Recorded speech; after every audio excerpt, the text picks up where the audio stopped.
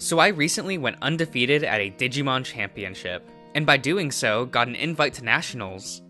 That's kind of annoying, but I did so using my latest build of D-Brigade, so here's my deck profile. First, we'll go over the Digitama. I play 4 copies of the level 2 BT6 Pagumon, which has the source effect. On delete, reveal the top card of your deck.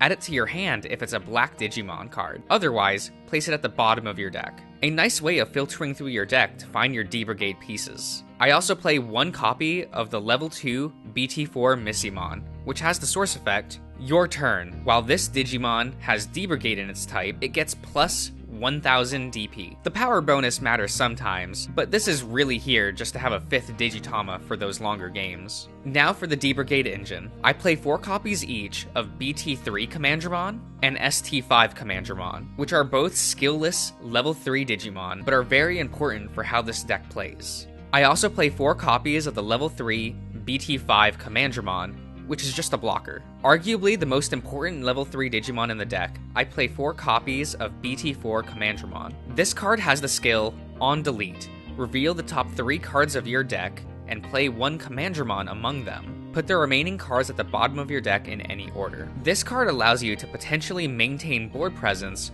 while pulling more Commandramon out of the deck. I also play 4 copies of the level 4 BT4 Sealsdramon, which is just a blocker. The final card in the D-Brigade engine, which I play at 4 copies, is the level 6 BT4 Darkdramon, which has the skills Rush, which is a keyword that allows this Digimon to attack the turn that it's played. And, on play, you may return up to 5 D-Brigade Digimon from your trash to the top of your deck in any order. Gain 2 memory for each card returned this way. A great way to recycle your resources, while acting as a good finisher in its own right. Still one of my favorite cards printed in this game. It can also act as a quick stepping stone for your level 7 Digimon. The rest of the Digimon are just generic good stuff, so I'll just organize them by level. I play 1 copy of the level 3 BT4 Labramon, which has the simple skill, on play, draw 1, then trash 1 card in your hand. A good way to get D-Brigades that are trapped in your hand into the trash. I used to play this at 4 copies, but there are other cards I'd rather be playing at the moment. I play 2 copies of the level 4 BT5 Mechanorimon, which is a blocker that can restand itself when it wins a battle. This will help you survive against early aggression decks. I play 4 copies of the level 4 ST8 Coredramon, which has the skills Security. At the end of the battle, play this card without paying its memory cost. And, on play, draw 2. I feel like I've been waiting half a year for this card, but it was worth it. Coredramon almost single-handedly saves this deck. D-Brigade always had the issue of never having a hand, since it doesn't use evolution, but Coredramon lets you see all your pieces you need for whatever matchup you're up against. It being able to play itself from security is just a bonus that I'll gladly take.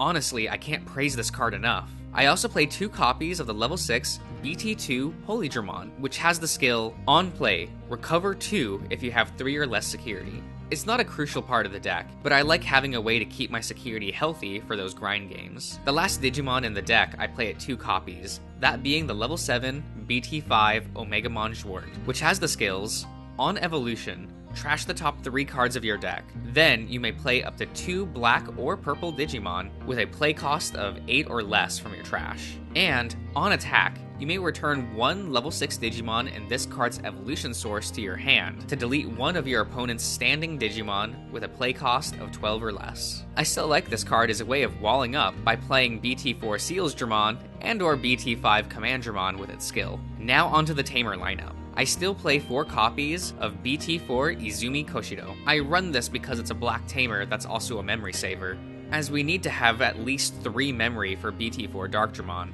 I find that the on-play skill won't go off most of the time, since this isn't a mono-black deck, but it's a nice bonus when it does.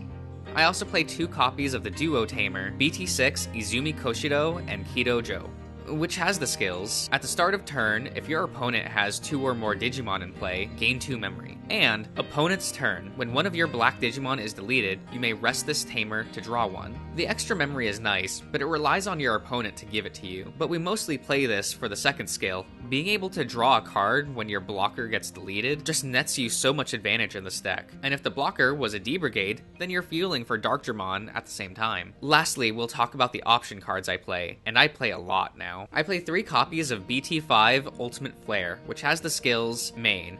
de-evolve one of your opponent's Digimon by 3 levels. Then delete all of your opponent's Digimon with a play cost of 3 or less. And security, activate this card's main skill. I still love this card, but it's useless if your opponent is hard playing Digimon instead of evolving, which is why I only play 3 copies. I also play 3 copies of this card that I can't pronounce because I'm stupid, which has the skills: main, delete all Digimon with a play cost of 7 or less, and security, add this card to your hand. This will delete your Digimon as well as your opponent's, which isn't a problem in this deck, as with cards like BT4 Commandramon and BT6 Pagumon, I tend to get cards back from this exchange while fueling for BT4 Darkdramon. The last card I play is 4 copies of BT6 Iron-Fisted Onslaught, which has the skills: main, delete all of your opponent's Digimon with the highest play cost, and security, activate this card's main skill. These powerful option cards will constantly keep the opponent guessing, as it's very difficult to play around all of these options.